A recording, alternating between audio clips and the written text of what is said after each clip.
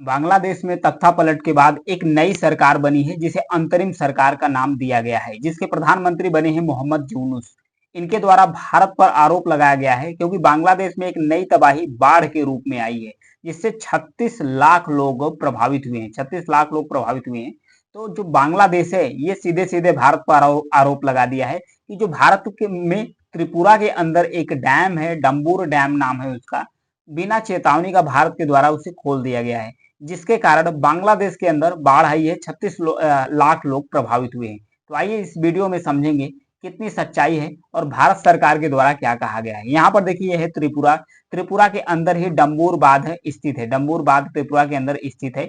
ये डैम खोलने पर, ये डैम किस पर बना हुआ है? गोमती रिवर से। यहाँ ध्यान रखिएगा, त्रिपुरा के अंदर गोमती रिवर से इस पर बनाया गया है।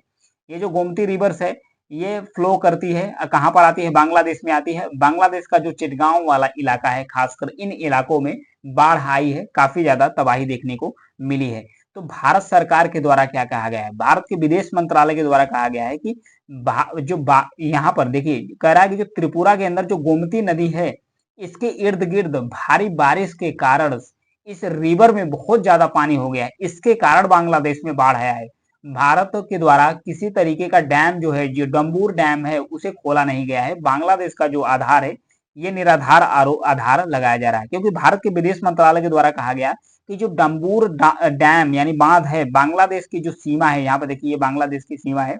बांग्लादेश की सीमा से लगभग 120 किलोमीटर दूर पर स्थित है। 120 किलोमीटर दूर पर स्थित है। अगर इसकी ऊंचाई की बात किया जाए तो कम से कम 30 मीटर की ऊंचाई पर यह डैम बना हुआ है, जो बिजली पैदा करता है। और वह बिजली ग्रिड के माध्यम से, ये बिजली को ग्रिड के माध्यम से न केवल त्रिपुरा में यूज किया जाता है, बल्कि इसका 40 मेगावाट बिजली, इसका 40 मेगावाट बिजली बांग्लादेश के अंदर भी सप्लाई की जाती है। इस डैम के माध्यम से सप्लाई की जाती है। जबकि जो बांग्लादेश में जो आरोप लगाया गया है वो निराधार है, भारत के विदेश मंत्रालय के द्वारा कहा जा सकता है। ये देख सकते हैं, भारत जो बांग्लादेश है, बांग्लादेश के अंदर से जो बाढ़ आई है, बाढ़ के साथ इसकी तबाही इसके अंदर देखने को मिल रहा है। बांग्लादेश का लगभग जो 12 जिला है ये बाढ़ से प्रभावित हुए हैं। उसके बाद भारत पर आरोप लगा दिया गया है, क्योंकि दक्षिण पूर्वी बांग्लादेश में 36 लाख लोग बाढ़ से प्रभावित हुए। सैकड़ों अपने घरों में, सैकड़ों जो घर हैं डूब गए हैं, छतों पर फंसे हुए लोग हैं। और बांग्ला अखबार के अनुसार इस पर आरोप लगाया जा रहा है। बांग्लादेश के जो अंतरिम नेता कुछ हैं, खालिदा जिया के भी बांग्लादेश नेशनल पार्टी के कुछ नेता हैं, ये भी भारत पर आरोप लगा रहे हैं। क्योंकि भारत में जब से तख्तापलट हुआ है, शेख हसीना जब से भागकर भारत गई हैं, तो भारत पर तब से आरोप लग रहा है कि शेख हसीना का भारत फेवर लेता है और बांग्लादेश के खिलाफ काम करता है, जबकि ऐसा नहीं है।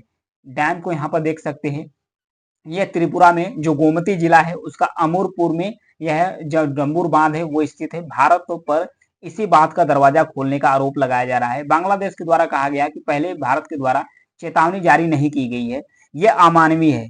क्योंकि अंतरिम सरकार में जो प्रोटेस्ट के लीडर थे, नाहिद इस्लाम अंतरिम सरकार में सूचना सलाहकार हैं, उनके द्वारा हसीना सरकार के खिलाफ छात्र आंदोलन में इनकी बड़ी भूमिका थी।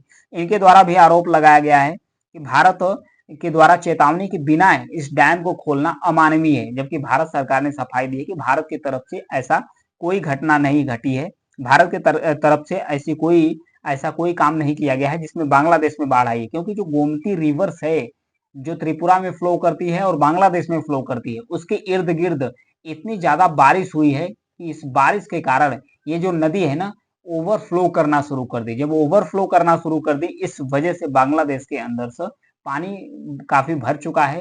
बांग्लादेश के अंदर बाढ़ भी आई है। वहां के लोग काफी ज्यादा अपने आप को मतलब असुरक्षित फील कर रहे हैं। उनको निकालने के लिए एडवाइजरी जारी हुई है और वहां से निकाला जा रहा है। तो ये था विवाद का मुद्दा। बांग्लादेश पर आरोप लग रहा है क्योंकि शेख हसीना अभी भी भारत में मौजूद है। Thank you.